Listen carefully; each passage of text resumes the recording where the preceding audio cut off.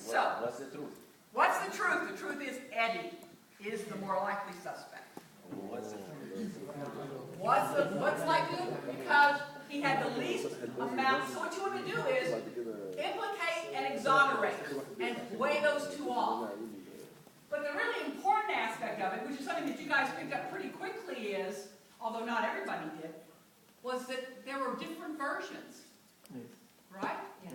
Different versions. The question is, how there was different information. But you know what? Not every group knew there was different information, did you? You knew.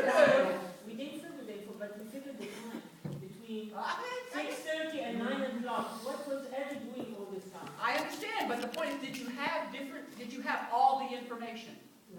No. Many groups. So what stopped you from having all the information? Done. Me. Okay. I have some small culpability. Because I'll ask you, your question. How did you form your teams? Closest? Randomly, Pshaw. It was who was sitting next to you, right? Mainly, not everyone, except I saw Steve go from all the way over here to all the way up there. He knew you. So part of the issue is, think about how you formed your teams. And the question was, why did you form teams the way you did? Because it was easy, right? We don't know what's we don't know. You didn't have any basis for any other way, right? Yeah, we don't know. Excuse me, I gave you a hint. What did I do right before you formed teams? I asked you who you thought was the most likely suspect, and you raised your hands. And I even said, "Oh look, there's a bunch of Mickeys. Yes, some Billies. Not very many, or a lot of Billies. A few Eddies and some Marions." Now, if you were trying to figure out who done it, who would you pick? People who had different ideas. But what we did was we seeded the information such that people around you, unless you were lucky to be in one of the interstitial spaces, right, had the same information. So over here, these were all the Mickeys. This is the one that said exonerate Mickey. So it's Millie Smith was there and Ricky Rooney. That last row back there, you guys are the only ones with the hearing aid information. Right? The only ones in the whole group that were. Back here, these are the exonerate Billy folks. Right? So what we did was we played on a very common psychological principle. And that psychological principle, which is very critical for team performance, to understand that psychological principle, is very simply, similarity attracts. Now, you might look around and go, wait, we're not that similar. What do you mean by that? Well, it turns out that when teams are allowed to form on their own, how teams form is a way to think about similarity. So when teams are formed without external intervention, you say form a team, what you typically do is you form those teams based upon proximity, past experience, or personal relationships. Right? So past experience may have formed some of your teams. Proximity, especially if you don't know each other, proximity is the easiest one. Because you see, what happens is, when I say form a team, one of the first things we think of is, am I going to get on a team? Or am I going to be that sixth person where nobody wants? Let me grab somebody really quickly. And who's close?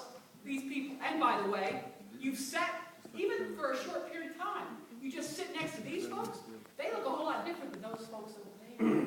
Those are the crazy people. I know we're pretty good, but they're unknown. Right? Why? Because you sat next to them. So one of the things we know is that when teams are allowed to form, similarity is one of the biggest mechanisms for forming those teams.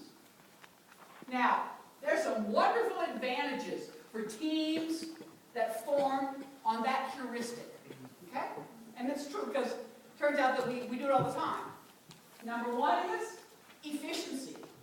The more similar we are as team members, the easier it is for us to get to work.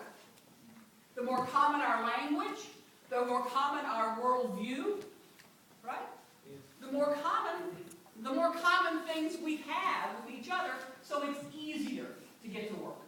And one of the concerns we have with teams is how much time they take, right? We spend our lives going, oh, I'm having team meetings. This is going to take so long. I've got so much other work to do, right? So the efficiency is real attractive. But secondly, the more we are alike on a team, the more likely there is that we have the same perspective and we come to the same decision.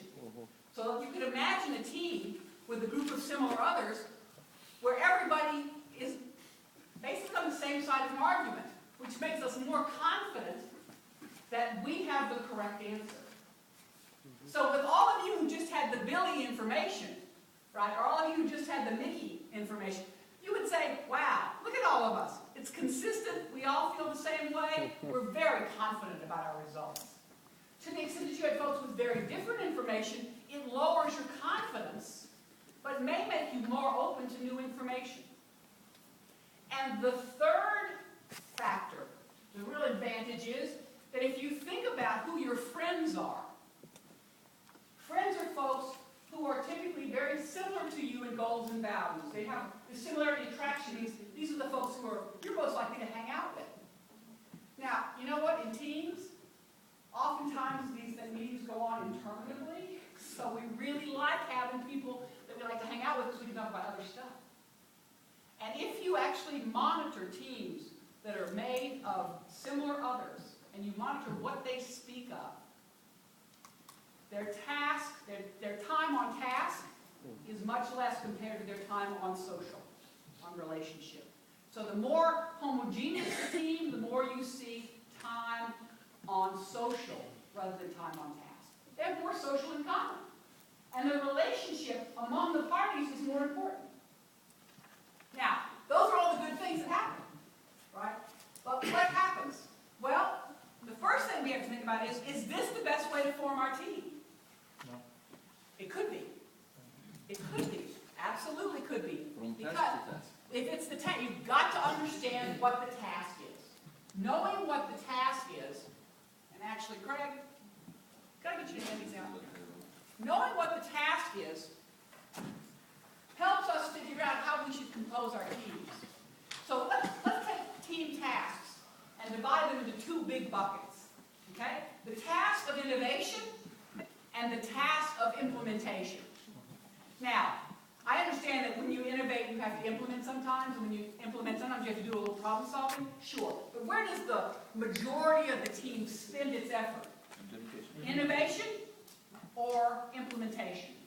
If the task is implementation, these homogeneous teams are great. That is what you want. If all you're doing is implementing a well-known technology, you're on an assembly line, okay? You want a homogeneous team, right? Because you already know what you have to do. You just have to get to work and do it. And if it's a really onerous, repetitive task, having your friends around at least makes it a pleasant time, right? But if your task is learning, problem solving, innovation, then a homogeneous team is a problem. And the reason it's a problem is because what similarity does to us is it affects our ability to learn. Learning is a really hard thing for us humans to do. We spend a lot of effort trying not to learn. We like to be able to predict. We like things that are repetitive.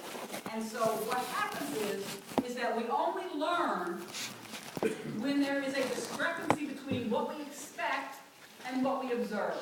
So this discrepancy has to exist. To the extent that we have similar others who all think the same way, the likelihood of us seeing that discrepancy drops dramatically.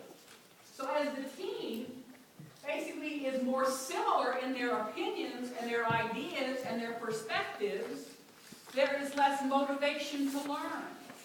So teams that are quite similar, members who are quite similar in a team to each other, actually reduce the ability of that team to learn. And if your task is problem solving, this is a really bad place.